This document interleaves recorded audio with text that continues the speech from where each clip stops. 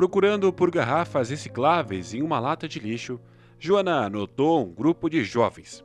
Eles estavam um pouco mais longe e discutiam com bastante ânimo. O homem, em um lindo terno de noivo, gesticulava descontroladamente com as mãos, e próximo dele havia uma jovem, igualmente atraente em um casamento com um vestido deslumbrante.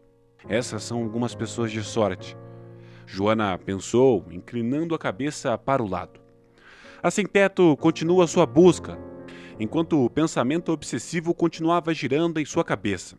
Às vezes, as imagens surgiam na mente de Joana, mas nunca se transformavam em memórias claras.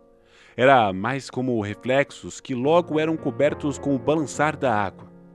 A mulher acabou na rua por um infeliz acidente. Ou melhor, a sua vida mudou tão abruptamente que agora não estava claro de onde ela veio e quem ela era. A mulher era como um fantasma entre as pessoas. Joana teve que sobreviver vagando pelas ruas por vários anos. E foram seus amigos de rua que inventaram o nome dela. Joana. Quando ela chegou ao abrigo, ela costumava trabalhar em um restaurante popular.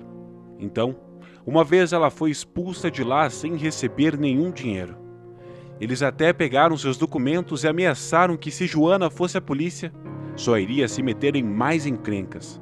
O que aconteceu a seguir foi uma espécie de neblina. Ela se lembra de ter recebido uma bebida de algumas pessoas e aceitado. Então, ela acordou em um hospital. O médico idoso se curvou sobre a paciente e disse: "Você foi envenenada. A dose foi quase letal, mas você teve sorte. Porém, infelizmente ainda tem algumas complicações sérias. Seu trato gastrointestinal está danificado. A sua visão e audição ainda estão sofrendo danos do veneno. Além disso, podemos falar também em amnésia parcial. Eu não sei se a sua memória voltará algum dia, mas se você continuar a beber álcool, a chance disso acontecer será quase nula." Inúmeros procedimentos médicos colocaram Joana de pé novamente, mas a sua memória nunca mais voltou. Parecia que ela costumava ter uma família. Infelizmente, ela não conseguia se lembrar de nada em específico, como o nome de seu marido, ou se tinha filhos. Então, Joana não teve escolha a não ser se acostumar a viver com um nome falso, sem nenhuma lembrança de vida anterior. Ela se tornou uma mulher sem passado, e assim, sem futuro também. Toda a sua vida se resumiu a necessidades muito básicas e se resumia em encontrar algo comestível e sobreviver.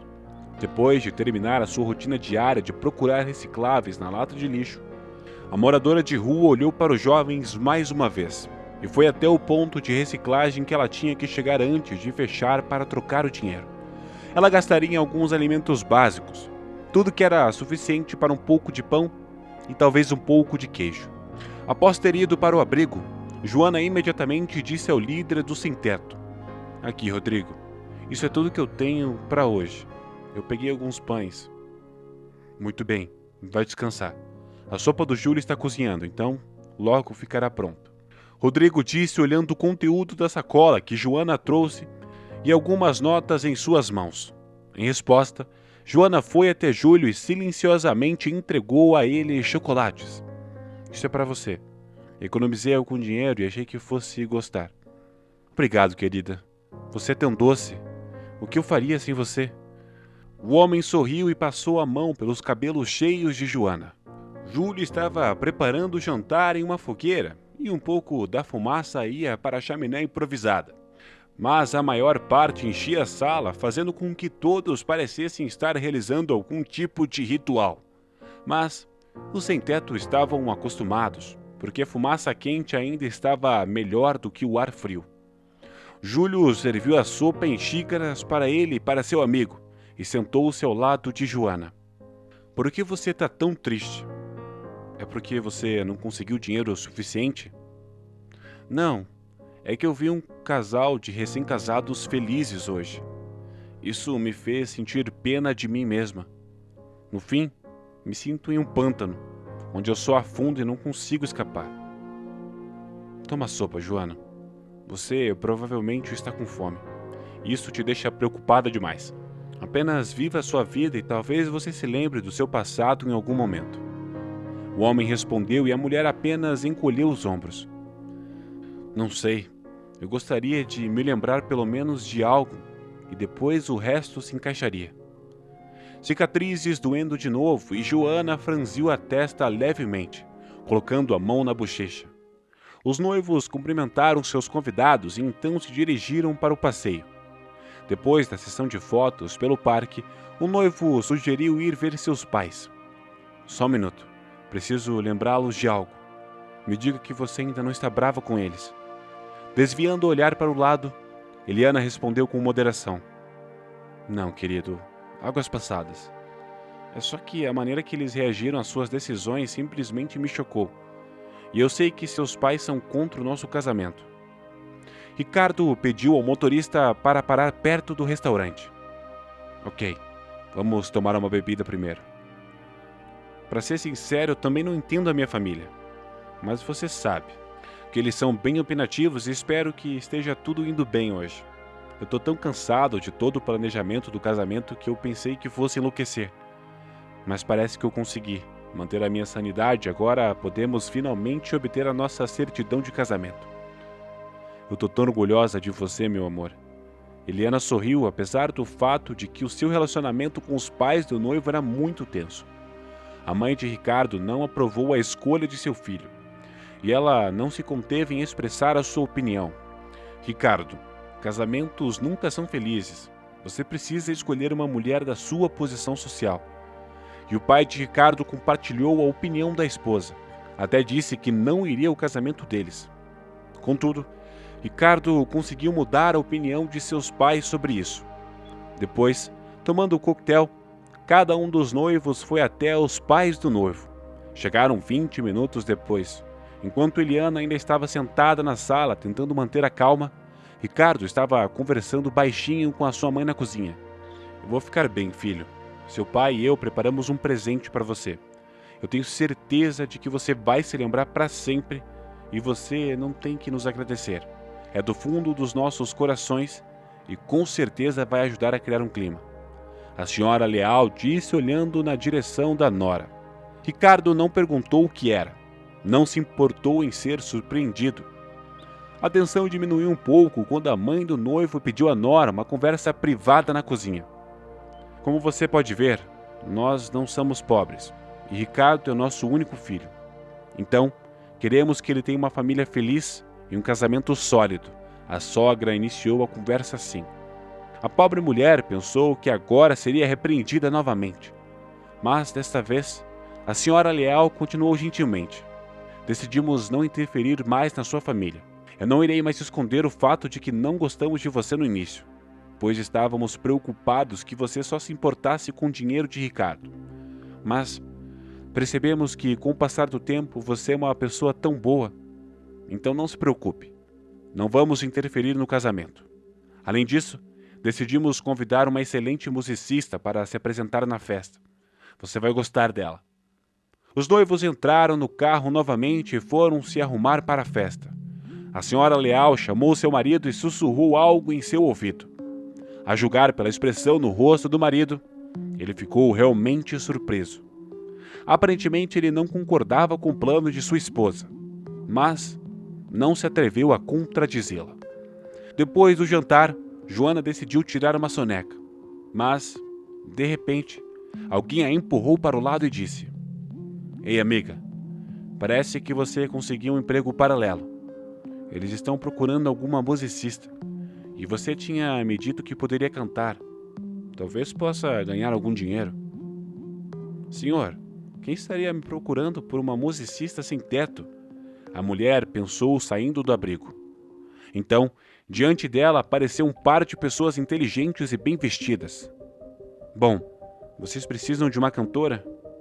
Não existem outros artistas que vocês poderiam contratar? Por que recorreram a uma sem-teto? Joana perguntou rispidamente ao casal bem vestido. Eram os pais de Ricardo.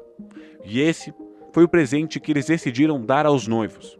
Afinal, eles prometeram pagar por uma musicista. Exatamente o que eles estavam prestes a fazer. Percebendo que ela precisava resolver o problema por conta própria, a senhora Leal tirou várias notas de sua bolsa. Espero que esse dinheiro seja o suficiente para convencer que estamos falando sério. Com isso, a mulher pensou que seria tolice recusar, embora entendesse que algo estava claramente errado nisso. Logo em seguida, o táxi dela chegou. Quando os pais de Ricardo saíram do carro, eles estavam ansiosos para ver a reação de seu filho e a sua noiva. Parece que chegamos. Acho que esse é o endereço que me disseram para levá-la. O táxi parou perto do local onde seria a cerimônia de casamento. Não sei o que você fez, mas eles pagaram muito bem por essa viagem. Até me disseram para voltar para pegar você em 1 hora. Bom, boa sorte para você. Espero que, pelo menos, você se alimente bem lá, já que não está claro o que mais está acontecendo aqui. A senhora Leal estava esperando Joana na entrada do restaurante. Vamos lá, os convidados já estão esperando. Nós dissemos a eles que você tocaria o violão e faria uma performance ao vivo. Quando a mulher subiu ao palco, os convidados ficaram surpresos ao ver que uma musicista era claramente uma sem-teto. Expressões descontentes foram ouvidas por toda a sala. Mas depois, sem nem entender como aconteceu, Joana passou os dedos pelas cordas como uma grande musicista e começou a cantar. A sala congelou e houve um silêncio absoluto. Apenas a voz de Joana executando uma música magnífica era ouvida. A mulher não entendeu como ela sabia as palavras. Simplesmente saíram de seu subconsciente junto com as palavras. Imagens claras vieram à tona. Um jardim florido, um homem de cabelos escuros com uma garotinha nos braços. Ela está sorrindo, acenando com as mãos para ela, dizendo alguma coisa. Mas ela não consegue entender, e depois, após o último acorde, houve segundos de silêncio completo. De repente, o salão explodiu em aplausos estrondosos. A performance de Joana foi uma sensação arrebatadora. Ninguém poderia imaginar que uma sem-teto pudesse ter tanto talento. Assim, Joana de repente agarrou seu rosto e começou a esfregar a sua cicatriz, que começou a doer mais uma vez. Então, Eliana saiu correndo da multidão de convidados e pulou para o palco gritando: "Mamãe! Mamãe!" Ela se jogou no pescoço da estranha moradora de rua e ela abraçou a sua filha. Naquele momento, algo virou a chave em sua cabeça. Agora, ela podia ver claramente a imagem de sua família. Ela estava esperando por esse momento há muito tempo. Eliana olhou atentamente nos olhos da mulher sem teto e disse: "Eu sempre soube que haveria novamente, mamãe. Pena que o papai não viveu o suficiente para ver isso acontecer. Se não fosse por aquela cicatriz sobre o seu olho direito, eu nunca teria reconhecido você." Joana soube por sua filha que seu marido, cujo nome era Antônio, morreu em um acidente. Mas ele nunca deixou de acreditar que sua esposa Alice voltaria para casa um dia. Infelizmente, já se passaram 7 anos desde que ela desapareceu, e muitos dos parentes perderam completamente a fé de que jamais a veriam novamente. Deixando o violão de lado, não mais Joana, mas Alice. Ela pegou o rosto de sua filha em suas mãos quentes e disse: "Obrigado, minha menina. Obrigada por não perder a esperança de me ver novamente. Eu tive problemas e perdi a minha memória por um longo tempo. Todos esses anos eu estava tentando me lembrar quem eu era e de onde eu vim. Este é o seu presente? Quem você queria humilhar com isso? Eu, Eliana ou Alice?" Ricardo gritou com seus pais furioso. "Como você pode ver, nada deu certo para você. O seu plano cruel se tornou bom. Bom nada, ótimo. Agora tudo o que você tem que fazer é pedir desculpas a todos nós." A essa altura, os pais do noivo não tiveram mais nada a fazer a não ser admitir o erro e pedir perdão aos noivos. A festa de casamento continuou. Apesar do mal-entendido, os convidados até pediram a Alice para cantar mais algumas músicas. Tempos depois, Eliana levou a sua mãe até o túmulo de seu pai. A mulher de cabelos grisalhos olhou para a inscrição esculpida naquela pedra clara e não conseguiu conter as lágrimas. Não havia como voltar no tempo e nada poderia trazer a sua família de volta. Mas Alice estava extremamente grata pelo que tinha. No fim, ela conseguiu descobrir quem ela era e encontrou a sua filha, o que a tornou a mulher mais feliz da terra. Alguns dias depois, a mulher juntou um saco cheio de comida e foi visitar os seus amigos sem teto. Contou-lhes o que aconteceu com ela e deixou o abrigo para sempre. Os sem teto falaram sobre a história de Joana por muito tempo, e todos esperavam que um dia cada um deles também fosse abençoado por um milagre.